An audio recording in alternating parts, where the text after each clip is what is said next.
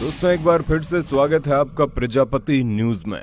आज के इस वीडियो में देखिए वैष्णो देवी यात्रा की संपूर्ण जानकारी, जिसमें आज बताऊंगा वैष्णो देवी कैसे जा सकते हैं, वैष्णो देवी जाने का सही समय क्या है, वैष्णो देवी जाने में कितना खर्चा आएगा और भी बहुत कुछ। बस इस वीडियो में एंड तक बने रहना।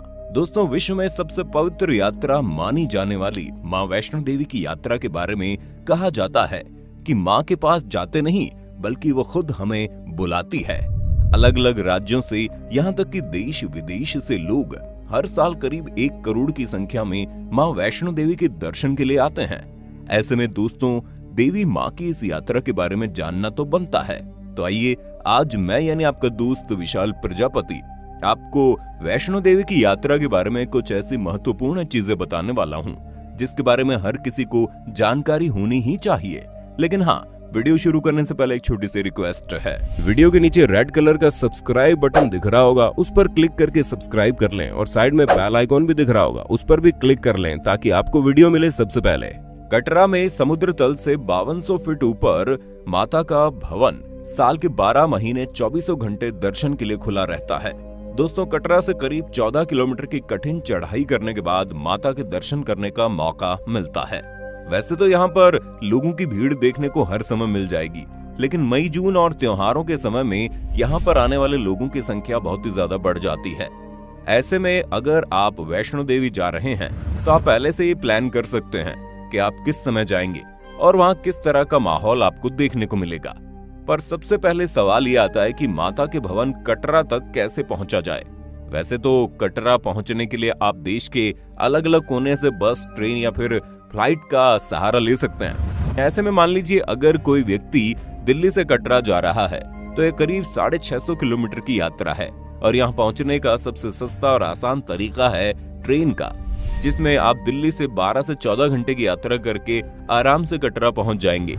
लेकिन हाँ, ट्रेन की टिकट पहले से ही बुक करवा कर रख लें, वरना लास्ट टाइम पर टिकट मिलना बहुत मुश्किल हो जाता है। और अगर आपको कटरा की टिकट नहीं मिलती है तो आप जम्मू पहुंच सकते हैं। वहां से आप किसी भी बस या ट्रेन को पकड़कर आसानी से कटरा पहुंच जाएंगे। अगर हम कटरा पहुंचने के दूसरे विकल्प के बारे में बात करें तो वो है बस का। दिल्ली से कटरा जाने वाली कई सारी बसें चलती है, जहां बस का किराया लगभग 1200 से लेकर 1500 के बीच में होता है। हालांकि बस में भी ट्रेन जितना वक्त ही लगेगा। आइए अब तीसरे विकल्प की बात करते हैं, जो कि है फ्लाइट का। दोस्तों कटरा की सबसे पास वाला हवाई अड्डा जम्मू है और अगर फ्लाइट से दिल्ली से जम्मू जाएंगे तो आपको प्रति व्यक्ति 3 से 4 हजार रुपए के बीच में खर्च करना पड़ जाएगा। अच्छी बात यह है कि इतने पैसे खर्च करने के बाद आप बहुत जल्दी जम्मू पहुंच जाएंगे। अब आप इन तीनों विकल्पों में से अपने बजट और कंफर्ट के हिसाब से किसी एक को चुन सकते हैं। अब कटरा पहुंचने के बाद सबसे बड़ा सवाल ये आता है कि आखिर रुका कहाँ जाए। तो दोस्तों हमारे हिसाब से आपकी वैष्णो देवी की यात्रा के लिए 2 दिन की होटल बुकिंग पर्याप्त रहेगी। कटरा में आपको एक से बढ़कर एक होटल देखने को मिलेंगे और 1500 से लेकर 2500 के रेट में आपको बढ़िया होटल मिल जाएंगे। दोस्तों होटल की बुकिंग आप पहले ही करवा ले तो अच्छा रहेगा। हालांकि अगर आपने होटल की बुकिंग पहले से नहीं करवाई तो कोई बात नहीं, स्टेशन और बस स्टैंड पर होटल के बहुत से रिप्रेजेंटेटिव होते हैं जो आपको सस्ते में होटल रूम दिलवा देते हैं। अब आप कटरा पहुंच गए और वहां पर रहने का इंतजाम भी हो गया, तो असली चुनौती अब शुरू होती है जहां पर हमें चढ़ाई करनी होती है। आपको बता दें वैष्णो देवी की चढ़ाई करने से पहले आपकी यात्रा पर्ची लेनी पड़ेगी और आपको रेलवे स्टेशन, बस स्टैंड और यात्रा रजिस्ट्रेशन काउंटर से मिल जाएगी। असल में यात्रा पर्ची का ये सिस्टम इसलिए बनाया गया है ताकि इस बात का पता लगाया जा सके कि रोज कितने लोग आते हैं और उन्हें कंट्रोल करने के लिए किस तरह की सिक्योरिटी की जरूरत होगी। और यही वजह है कि हर व्यक्ति को अपनी एक आईडी प्रूफ के साथ यात्रा रजिस्ट्रेशन काउंटर पर जाकर यात्रा पर्ची लेना जरूरी है। वैसे आप चाहे तो वैष्णो देवी के श्राइन बोर्ड की वेबसाइट पर जाकर ऑनलाइन यात्रा पर्ची ले सकते हैं। और चिंता मत कीजिए, आप चाहे ऑनलाइन ले या ऑफलाइन ले, ये यात्रा पर्ची बिल्कुल मुफ्त में मिलती है। अब माता के इस दरबार की यात्रा जब शुरू होती है तो असली चुनौतियां शुरू होती है, जिसे आपको समझाने के लिए हम 4 अलग अलग पॉइंट्स में से डिवाइड करते हैं। जहां पहले तो आप चेक पोस्ट पर जाएंगे जहां पर आपकी यात्रा पर्ची चेक होगी, और फिर दूसरा पॉइंट आता है अर्ध कुमारी, जहां पर आधी चढ़ाई कंप्लीट हो जाती है। तीसरे पॉइंट में आप जाते हैं भवन, जहां पर आपको माता के दरबार के दर्शन करने का मौका मिलता है। और जो चौथा पॉइंट होता है वो होता है भैरव बाबा के दर्शन। दोस्तों माता के दरबार के दर्शन के लिए ज्यादातर लोग पैदल ही जाना चाहते हैं, क्योंकि हर कोई मानता है कि अगर माता का असली आशीर्वाद लेना है तो पैदल चढ़ाई चढ़कर उनके दरबार तक पहुंचना ही सबसे बढ़िया विकल्प रहेगा। लेकिन अगर आप पैदल नहीं चल सकते या आपके पास बच्चे या बुजुर्ग हैं, तो चढ़ाई करने के लिए आपके पास अलग अलग तरह के विकल्प मौजूद है, जैसे कि हेलीकॉप्टर, खच्चर, पालकी और बैटरी कार।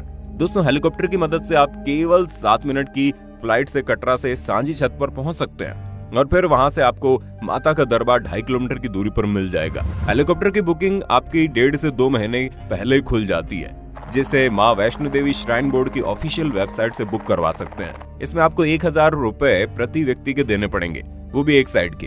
हालांकि काउंटर पर आप बुकिंग करवा सकते हैं, लेकिन ये चीज काफी मुश्किल हो जाती है। माता के भवन जाने का दूसरा विकल्प खच्चर है। आप चाहे तो पूरी चढ़ाई खच्चर से कर सकते हैं, जिसका किराया करीब 800 से लेकर 900 रुपए प्रति व्यक्ति है। अगर कोई खच्चर पर नहीं चढ़ना चाहता तो उसके लिए पालकी भी उपलब्ध है, जिसका रेट लगभग सेम ही है। और दोस्तों, आपको अर्धकुमारी से भवन तक बैटरी कार का भी इस्तेमाल किया जा सकता है, जिसका किराया करीब 354 प्रति इंसान के हिसाब से लिया जाता है।